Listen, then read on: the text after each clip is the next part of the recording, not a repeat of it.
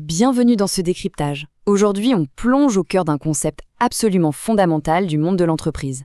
C'est directement tiré du programme d'informatique de gestion de l'Université de Carthage, le système d'information, ou le SI pour les intimes.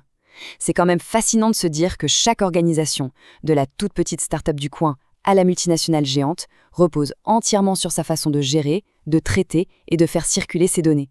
L'idée ici, c'est de prendre ce concept académique et de le décortiquer pour vraiment comprendre ce qui fait battre le cœur d'une entreprise moderne. Au programme de cette analyse, on va d'abord regarder les fonctions principales d'une entreprise.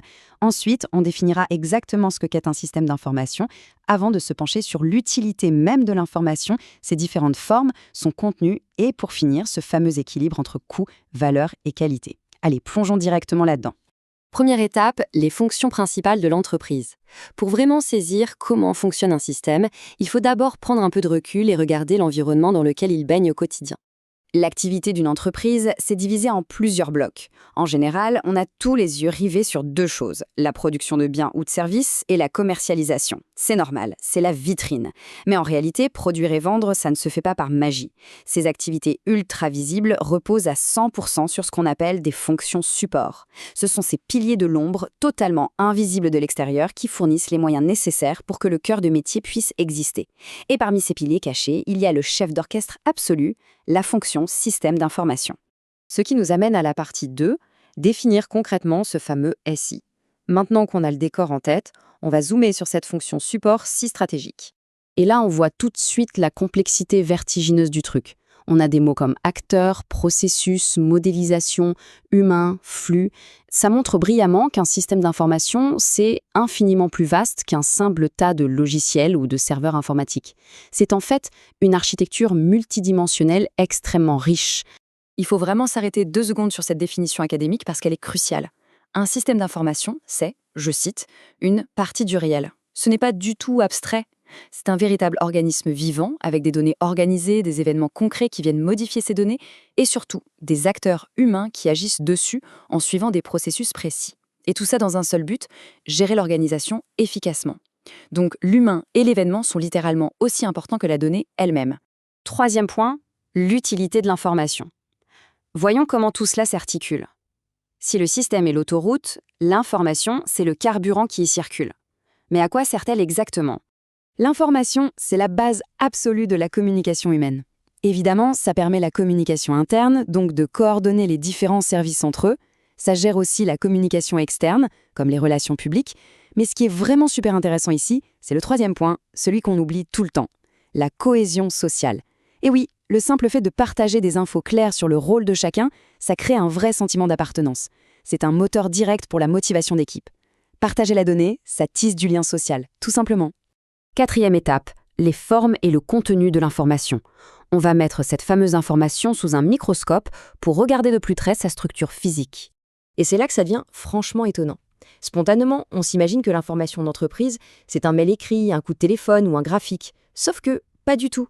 Les sources nous montrent que l'information peut carrément être olfactive, tactile ou gustative. Imaginons une boîte dans l'agroalimentaire ou la création de parfums.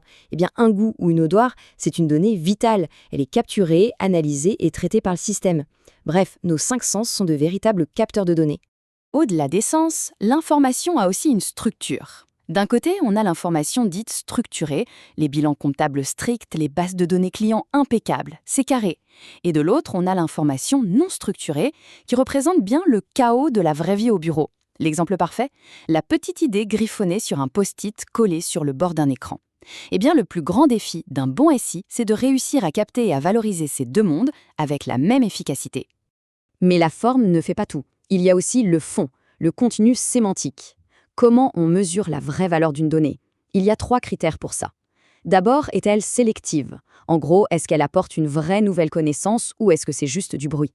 Ensuite, est-elle synthétique ? Offre-t-elle un bon résumé pour aller vite ? Et enfin, est-elle précise et exhaustive ?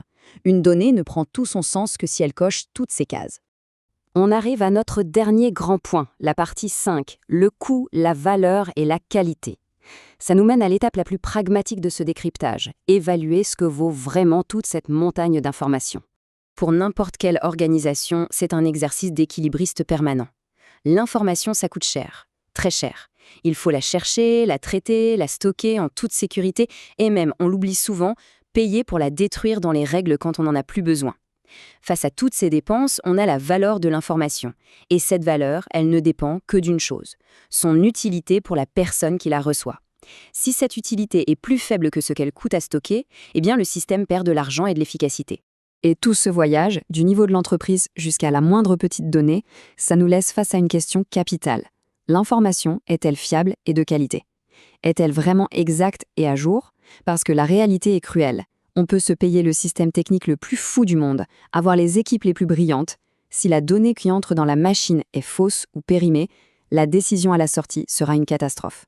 Finalement, ce qui décide de la survie d'une entreprise, c'est la fiabilité de ces données. Alors, au milieu de ces milliards d'informations générées chaque jour, comment être absolument sûr qu'un simple vieux post-it ne va pas faire dérailler toute la machine?